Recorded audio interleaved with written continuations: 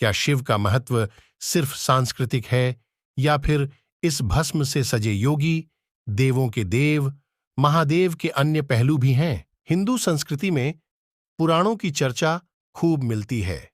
इन्हीं पुराणों में से एक है शिव पुराण। तो क्या है इस पुराण में? सिर्फ कहानियां या कहानियों के जरिए कुछ और बताने की कोशिश की गई है? जिस विशाल खालीपन को हम शिव कहते हैं वह सीमाहीन है, शाश्वत है, मगर चूंकि इंसानी बोध रूप और आकार तक सीमित होता है, इसलिए हमारी संस्कृति में शिव के लिए बहुत तरह के रूपों की कल्पना की गई।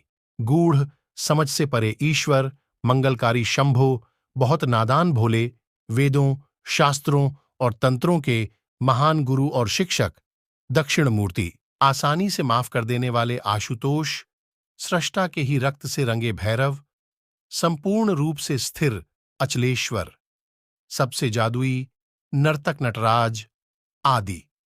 यानी जीवन के जितने पहलू हैं उतने ही पहलू शिव के बताए गए हैं। आमतौर पर दुनिया के ज्यादातर हिस्सों में जिस चीज को लोग दैवी या ईश्वरीय मानते हैं उसे अच्छा ही दर्शाया जाता है, लेकिन अगर आप शिव पुराण को ध्यान से पढ़ें तो आप शिव की पहचान अच्छे या बुरे के रूप में नहीं कर सकते।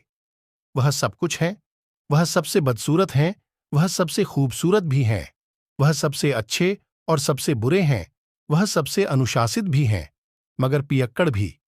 उनकी पूजा देवता, दानव और दुनिया के हर तरह के प्राणी करते हैं। हमारी तथाकथित सभ्यता ने अपनी सुविधा के लिए इन हजम न होने वाली कहानियों को नष्ट भी किया, मगर शिव का सार दरअसल इसी में है। शिव की शख्सियत जीवन के पूरी तरह विरोधाभासी या विरोधी पहलुओं से बनी है। अस्तित्व के सभी गुणों का एक जटिल संगम एक ही इंसान के अंदर डाल दिया गया है, क्योंकि अगर आप इस एक प्राणी को स्वीकार कर सकते हैं तो समझ लीजिए आप पूरे जीवन से गुजर चुके हैं। जीवन के साथ हमारा सारा संघर्ष यही है कि हम हमेशा यह चुनने की कोशिश करते हैं कि क्या सुंदर है और क्या नहीं, क्या अच्छा है और क्या बुरा। लेकिन अगर आप इस एक शख्स जो जीवन की हर चीज का एक जटिल संगम है को स्वीकार कर सकते हैं, आपको किसी चीज से कोई समस्या नहीं होगी। शिव पुराण कहानी के पीछे क्या है विज्ञान?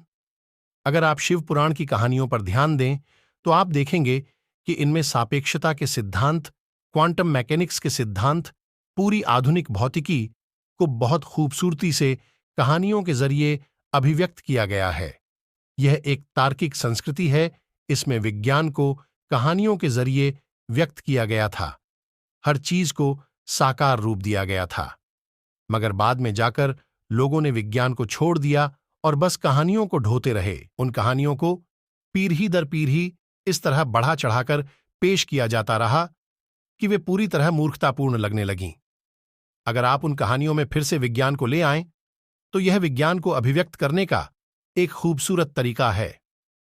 शिव पुराण मानव प्रकृति को चेतना के चरम तक ले जाने का सर्वोच्च विज्ञान है, जिसे बहुत सुंदर कहानियों द्वारा किया गया है।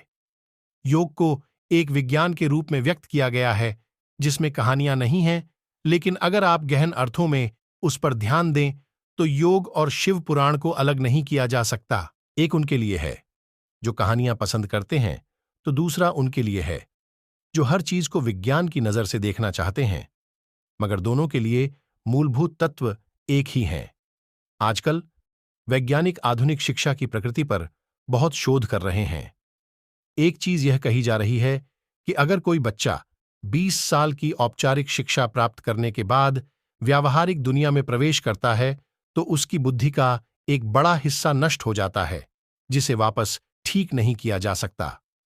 इसका मतलब है कि वह बहुत ज्ञानी मूर्ख में बदल जाता है। वैज्ञानिकों का कहना है कि शिक्षा देने का एक बेहतर तरीका है उसे कहानियों या नाटक के रूप में प्रदान करना। इस दिशा में थोड़ी बहुत कोशिश की गई है, मगर दुनिया में ज्यादातर शिक्षा काफी हद तक निषेधात्मक रही है।